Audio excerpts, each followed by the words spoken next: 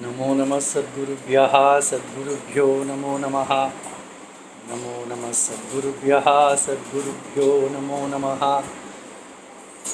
ज्ञानवैराग्यसम्पूर्णान् हरिभक्तिपरायणान् गुरुवाचार्यान् अहं वन्दे सम्प्रदायप्रवर्तकान् भगवत्पादमाचार्यं श्रीमद्रामानुजं मुनिं श्रीमदानन्दतीर्थं च रामानन्दयतिं हितं श्रीवल्लभं च निम्बार्कं कृष्णचैतन्यमेव च ज्ञानेश्वरं तथान्यान् च पूर्वाचार्यान् स्मराम्यहम् आचार्येष्वपि सर्वेषु तारतम्यं विना कलौ शुद्धं भागवतं धर्मं जग्राह प्रेमिको गुरुः।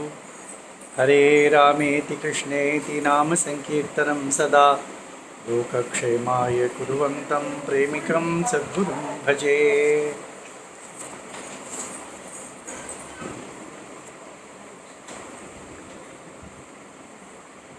श्री सद्गुरुवाच। श्री वैष्णव संहिता के चतुर्थ भाग चैतन्य संप्रदाय के आचार्यों के चतुर्थ चैतन्य महादेव का चैतन्य देव के चरित्र को श्याना कहते हैं।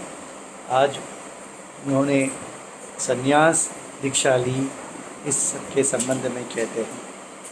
श्री सद्गुरुवाच एवं संकीर्तयन् कृष्णं प्रेम भक्तिं विवर्धयन् जगामुपरतिं लोके नितरां सदृढ़व्रतः। इस प्रकार कृष्ण संकीर्तन करते हुए प्रेम भक्ति का वर्धन करते हुए नवद्वीप में गौरदेव निवास करते थे, परंतु उन्हें अचानक मन में संन्यास लेने की तीव्र इच्छा हुई। अचिरेणैव कालेन नवयौवन विग्रहः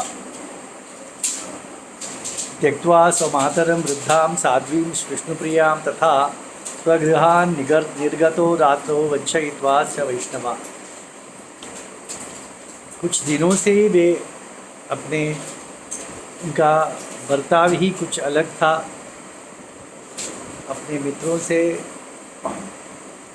उन्होंने कहा भी था कि उन्हें वैराग्य हुआ है, उन्हें संन्यास स्वीकार करना है। लोगों ने समझाया भी, परंतु उनका निश्चय अटल था। एक रात वे वृद्ध माता और अपनी युवा पत्नी को छोड़कर चले गए। गंगा तटस्थितं लब्ध्वा यतिं केशव भारतीं चतुर्थम आश्रमं भेजे दृढ़ वैराग्य संयुतः। गंगा के उस पार चले गए और तैर कर ही चले गए, उस पार चले गए और वहाँ पर केशव भारती नामक एक सन्यासी थे। उनसे उन्होंने दीक्षा लेने की इच्छा व्यक्त की। वे भी हिचकिचाए, परंतु इनका दृढ़ वैराग्य, दृढ़ इच्छा देखकर उन्होंने दीक्षा दे दी। दीक्षा के समय में उनका सर मुंडन किया जाता है। जो नाई आया था उसके हाथ कांप रहे थे, कैसे मैं मुंडन करूं उनका। उनके सर का स्पर्श होते ही वह भी संकीर्तन करने लगता था। उसके अंग में भी कंपन और रोमांच हो जाता था।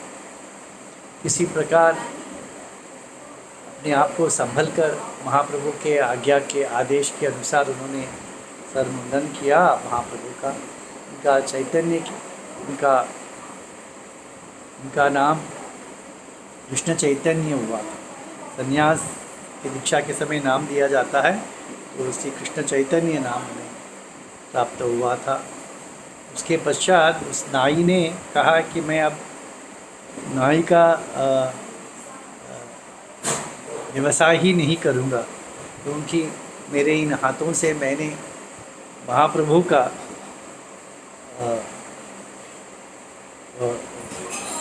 सर का वपन किया है, तो मैं अब वैष्णव बनकर मैं भी नाम संकीर्तन ही करूँगा। इस प्रकार वो नाम संकीर्तन करते हुए वो चला गया। महाप्रभु की वैभव देखिए उनका स्पर्श, उनके संग में जो आते हैं सभी उन्मत्त हो जाते हैं। सर्वत्यागम विना लोके कलिकल्मष दूषिते नाम कीर्तन महात्म्य प्रचार खल दुष्करः। कलयुग में इतने दोष, इतने कल्मश, इतने पाप हुए, प्रचुरता है पाप की कि सब कुछ त्याग कर किए बिना, अपने आप को कष्ट दिए बिना नाम संकीर्तन का प्रचार नहीं कर सकते। ऐसा महाप्रभु ने विचार किया। एवं संकल्प्य भगवान स्वच्छंद गतिरीश्वरः परिव्राजक रूपेण ददाव अभयम तम। तो अपना संकल्प है, भगवान का संकल्प है, स्वच्छंद है ईश्वर।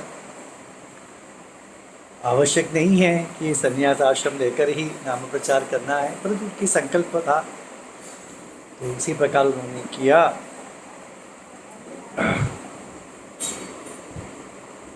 नाम्ना श्री कृष्ण चैतन्य काषाय परिवेशितः प्रतस्ते श्रीबनायैव कृष्ण भक्ति रसोन्मतः। जब प्रातः होते ही नवद्वीप में पता चला कि महाप्रभु गंगा पार चलकर चले गए हैं, तो सभी भक्त, अद्वैताचार्य, श्रीवास पंडित, सभी भक्त गंगा पार करके वहाँ गए। देखा तो उन्होंने संन्यास आश्रम स्वीकार किया था। सब रुदन करने लगे। उनके केश घुंघराले काले केश सुंदर दिखते थे, सब निकल गया। काषाय वस्त्र परिधान किया है और वे उन्मत्त अवस्था में हैं और वृंदावन की जाने की इच्छा कर रहे हैं और भाग रहे, दौड़ रहे हैं कि इसी ओर वृंदावन है। इतस्ततः विचिन्वन्तो वैष्णवा गौरकेशवम् इति वेशधरं दृष्ट्वा युरुदुः दुःखिता वृषम् अनालोक्य च तान् भक्तान् आत्मानं नेतुमागतान् महात्मा कृष्ण चैतन्य चुक्रोश प्रेम। ये लोग मुझे घर ले आने के लिए आए हैं, इसका भान नहीं था महाप्रभु चैतन्य महाप्रभु को। और वे विलाप करने लगे। श्री कृष्ण चैतन्य उवाच हा कृष्ण करुणा सिंधो क्वासी क्वासी महाभुज प्राणवल्लभ गोविंद हा हा राधा मनोहर आगच्छ शीघ्रं गोपाल विरहेण दुनोम्यहम् भक्तवत्सल गोविंद दीनं मां किमुपोक्षसे व्यर्थमेव गतं कृष्ण जीवितं मम माधव दर्शनं तव सम्प्राप्य सफलं भवतु प्रभो कदा वीक्षे तव मुखमानन्दरससुन्दरं कदा द्रक्ष्यामि गोविंद तव लीलावनं महत् न कामये धनं दारान् कवितां कीर्तिमेव च प्रार्थये त्वयि गोविंद भक्तिं मे जन्म जन्मनि संसार सिंधौ पतितं मोहग्रस्तं इमं जनं भावय प्राणकान्त त्वत्पादपद्मपरागवत् पाहि मां कृष्ण भक्तवत्सल माधव त्वां विना मे गतिर्नास्ति शरणं भव केशव। कहते हैं करुणा सिंधु कहाँ गए, कहाँ हो आप प्राणवल्लभ गोविंद, कहाँ हो, शीघ्र आ जाओ गोपी गोपाल, मैं तुम्हारे विरह में दुखी हूँ। भक्तवत्सल गोविंद, मुझे दीन की उपेक्षा क्यों करते हो, मेरा जीवन व्यर्थ जा रहा है माधव, दर्शन देकर से सफल बनाने दो। तुम्हारे वो सुंदर आनंद रस टपकता हुआ मुख कब देखूँगा, कब तुम्हारे लीला स्थान वृंदावन का दर्शन करूँगा। मुझे धन की, स्त्री की, कीर्ति की, यश की मुझे कामना नहीं है। हर जन्मों जन्म में तुम्हारी भक्ति ही चाहिए। संसार सागर में मैं पतित हुआ हूँ, मोहग्रस्त होकर मेरे प्राणकांत, मुझे तुम्हारे चरण कमल का पराग बनकर मुझे अपने पास में रख लो, मुझे मेरी रक्षा करो भक्तवत्सल माधव। तुम्हारे बिना मेरा गति और कोई कुछ नहीं है, तुम ही मेरे शरण हो, मैं तुम्हारे ही शरण में आया हूँ। इस प्रकार उन्होंने प्रलाप किया। सद्गुरुवाच इति संकीर्तनं कुर्वन् प्ररुदञ्च पुनः पुनः गन्तुं वृंदावनं मार्गे ददाव प्रेम मोहिता। इस प्रकार प्रलाप करते हुए वृंदावन मार्ग में दौड़ रहे थे। वैष्णवाः सान्त्वयामासु प्रेमपूर्वं मुहुर्मुहुः किंतु प्रेम भरा भक्तांतः न सस्मार गृह प्रभु। ने तो घर की प्रज्ञा ही नहीं है। लोगों ने समझाया, परंतु उन्हें प्रेम भार में, प्रेम रस में मग्न उन्हें घर की चिंता कहाँ। भक्ति ही कथंचित दानी तो आनी तो गौरांगो मातुरग्रतः प्रेम भक्ति वशो भूत्वा रुरोध बहुधा तदा अथ मात्राभ्यनुज्ञातो जगन्नाथपुरीं गतः तारुरूपं परम ब्रह्म ददर्शयति शेखरः। इसी प्रकार उन्हें नवद्वीप ले आया गया। माता ने, विष्णुप्रिया जी ने उन्हें देखा। उनका दशा का वर्णन कौन कर सकता है।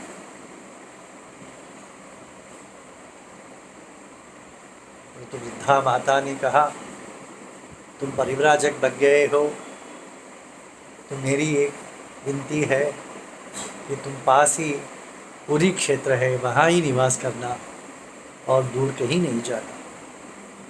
तो माँ के आदेश के अनुसार वे पुरी जगन्नाथपुरी आए।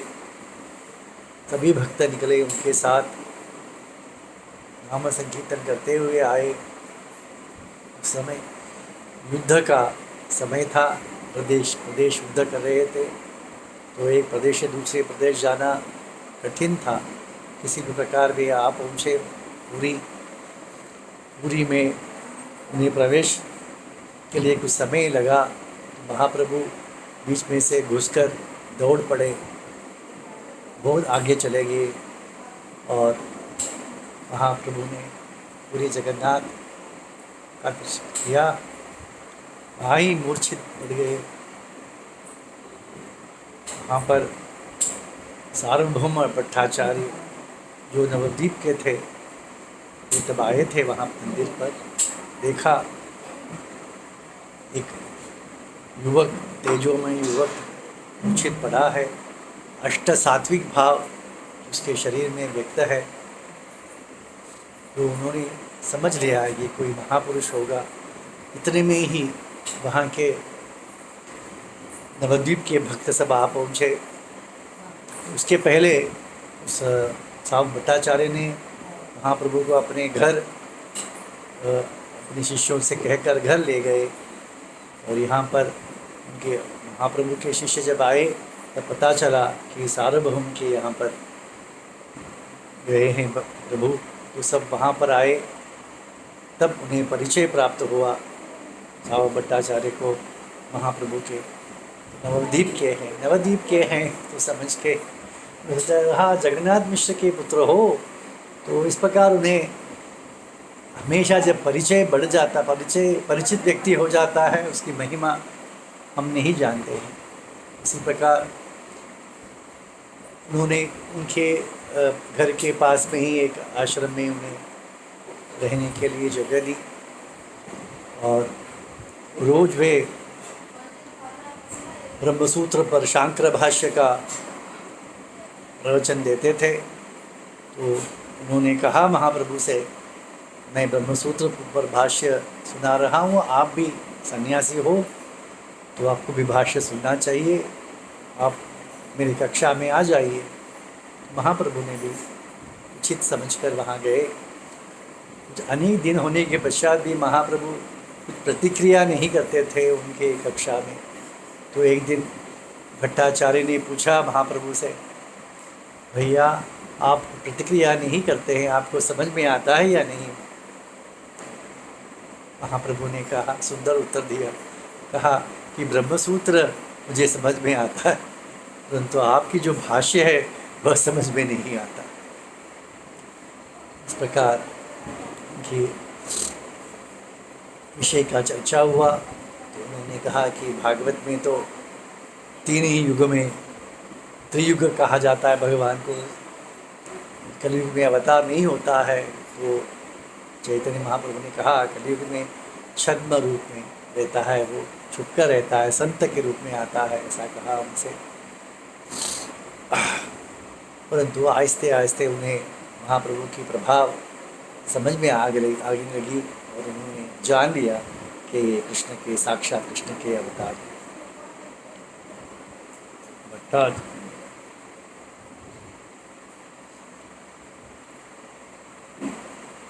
तस्य दर्शनमात्रेण जगन्नाथस्य वै प्रभुः मूर्छितो न्यपतद्भूमौ बाष्परोमाञ्चभूषितः वासुदेवः सार्वभौमो भट्टाचार्योदृच्छया तत्रागतो महात्मानं ददर्शयति पुङ्गवं तमानीय गृहं भक्त्या सान्त्वयामास पंडितः मेने तमेव गौराङ्गम् अवतीर्णं गदाधरम्।